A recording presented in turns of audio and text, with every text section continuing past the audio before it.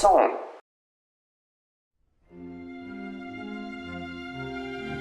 Il est des lieux sur Châlons devant lesquels on passe sans vraiment connaître leur fonction ou leur histoire. C'est le cas de la maison Saint-Joseph. Ici, le temps est presque suspendu, protégé par un cloître du XVIIe siècle.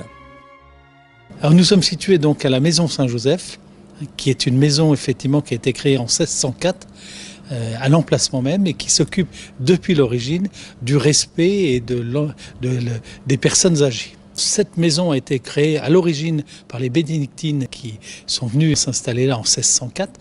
Ce monastère, ce cloître a été construit en 1640. Et nous accueillons également une autre communauté de religieux qui sont effectivement les Sœurs de l'Adoration qui habitaient effectivement rue de l'Arquebuse avant à Châlons. Voilà.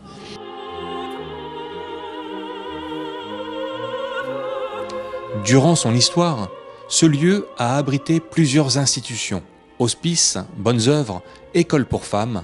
C'est aujourd'hui la congrégation des filles du Cœur de Marie qui occupe le bâtiment, et ce depuis 1839. Un bâtiment avec une caractéristique remarquable, sa chapelle.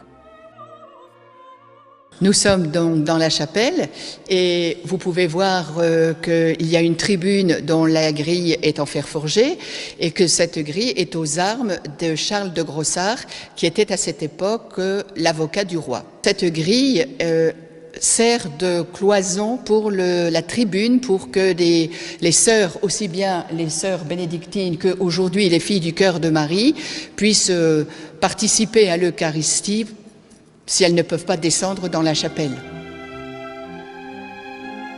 Dans cette chapelle, nous trouvons les divers saints relatifs à son histoire. Saint Joseph, bien évidemment, mais également Saint-Maur, dont l'hospice éponyme occupa ces lieux fin XVIIIe siècle.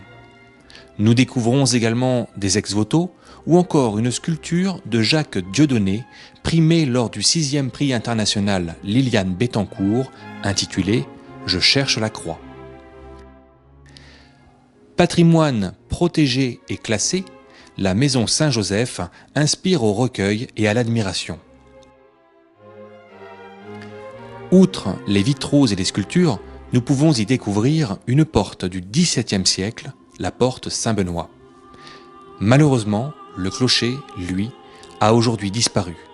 Détruit à 2 reprises dans un incendie, il ne sera pas reconstruit la seconde fois. Si l'atmosphère religieuse du lieu invite au repos, elle permet aussi aux filles du Cœur de Marie de perpétrer la tradition qui leur fait honneur dans l'aide et l'assistance qu'elles portent aux autres. En effet, la maison Saint-Joseph est aujourd'hui un établissement d'hébergement pour personnes âgées dépendantes. Nous avons ici à la maison Saint-Joseph la doyenne de Châlons qui a 107 ans, quasiment 107 ans, oui. À la maison Saint-Joseph, on a cette coloration particulière, chaleureuse, et qui fait que on s'y sent bien. Donc c'est un lieu de quiétude et un lieu où il fait bon vivre, il y a un bien-être ici. On dit souvent que c'est la douceur à la maison Saint-Joseph. Désormais, nous savons qu'ici se trouve, dans un lieu multicentenaire, un véritable havre de paix chargé d'histoire et d'humanité.